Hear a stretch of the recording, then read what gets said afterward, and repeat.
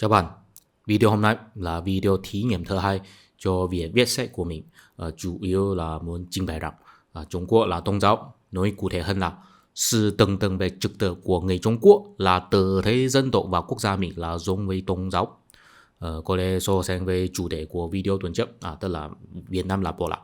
Nói Trung Quốc là tôn giáo không khiến tranh cãi nhiều lắm, tại vì thời hiện đại của ta là chuyển hóa từ thời đại tôn giáo mà đã trải qua 2.000 năm. Bây giờ không chỉ Trung Quốc, cũng có nhiều quốc gia, đặc biệt là nếu từng có xây dựng đế quốc khổng lồ, sẽ khó tiếp nhận chủ nghĩa cá nhân, dễ hoài niệm thời đại cũ, vẫn ý mình là sống trong trật tự tôn giáo.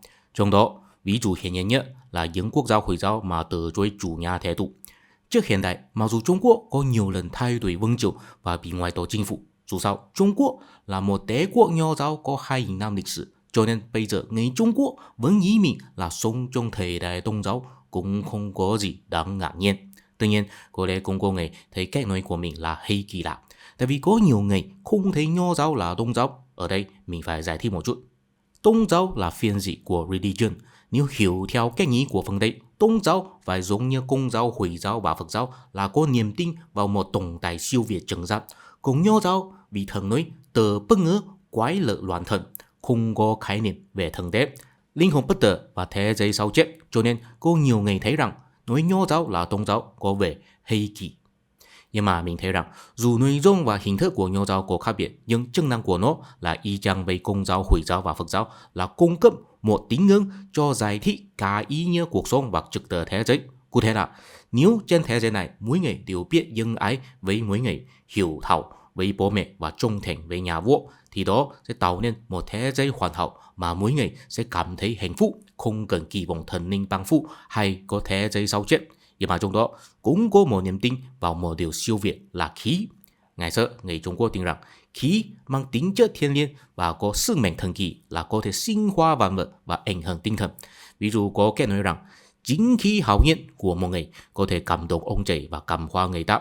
Hơn nữa, hướng dẫn trật tự đạo đức. Mình thấy đó không có khác biệt nhiều lắm với tín ngưỡng tôn giáo như Công giáo, Hồi giáo và Phật giáo.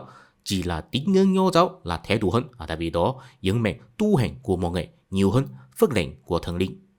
Tuy nhiên, dù đồng ý nho giáo là giống với tôn giáo, nhưng cũng có sự tranh cãi là vì Trung Quốc của bây giờ đã trải qua cách mạng Cộng hòa, tầng lớp nho sĩ đã không tồn tại nữa.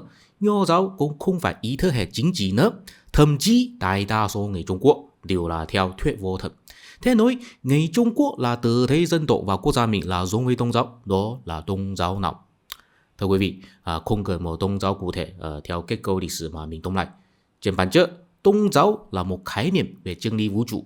Miễn là có nhiều người Trung Quốc vẫn thấy dân tộc và quốc gia mình đại diện một chân lý nào đó thì đã đủ chứng tỏ cách nói của tôi rồi. Và nếu bắt tôi nói rõ là chân lý nào thì tôi sẽ nói rằng Tung thăng Tây xuống, hay là cuộc phụ hơn Trung Hoa dân tộc. Nói chung là có nhiều người Trung Quốc tin rằng Trung Quốc sẽ thay thế phương Tây làm trung tâm thế giới mới.